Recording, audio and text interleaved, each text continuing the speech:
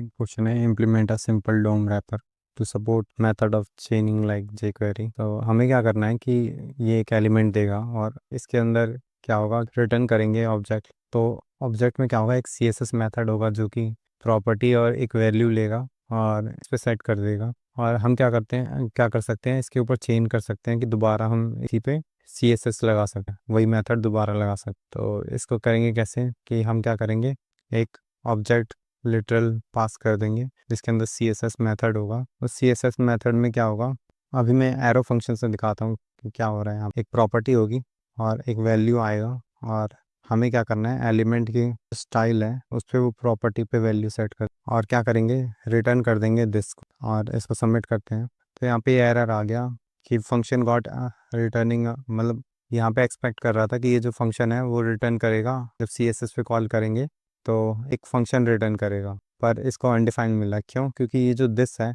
वो पास ही नहीं हो रहा है। क्यों पास नहीं हो रहा है? कि जो एरो फंक्शन होता है वो इनहेरिट करता है दिस को उसके आउटर ऑब्जेक्ट्स। तो यहाँ पे जो आउटर ऑब्जेक्ट है, ये जो फंक्शन है ये इसके आउटर ऑब्जेक्ट पे चेक करेगा, तो ये ग्लोबली चला गया। तो ग्लोबल स्कोप में अगर स्ट्रिक्ट मोड पे होता है तो दिस अनडिफाइंड हो जाता है, तो यहाँ पे इसलिए अनडिफाइंड आ रहा है। तो अगर मैं इसको फंक्शन से कॉल करूँ, फंक्शन मेथड लिख दिया, अब सबमिट करूँगा तो ये सबमिट हो। तो यहाँ पे फंक्शन करने से क्या हुआ कि अब जब हम रिटर्न कर रहे हैं दिस को तो वो रेफर कर रहा है ये ऑब्जेक्ट लिटरल को। तो इससे क्या हुआ कि ये ऑब्जेक्ट लिटरल पास हो गया रिटर्न में, तो इससे हम चेनिंग कर पा रहे हैं। अब इसको हम एक और तरीके से लिख सकते हैं, हम एक नया क्लास बना सकते हैं।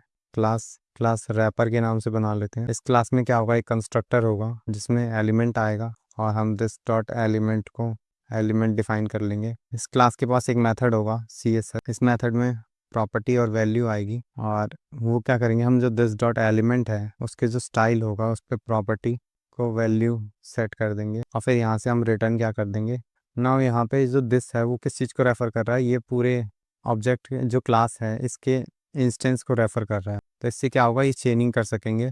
तो अगर मैं यहाँ पे रिटर्न की जगह रिटर्न न्यू रैपर और इसके अंदर एलिमेंट पास कर दूँ और सबमिट करता हूँ तो ये सबमिट हो गया।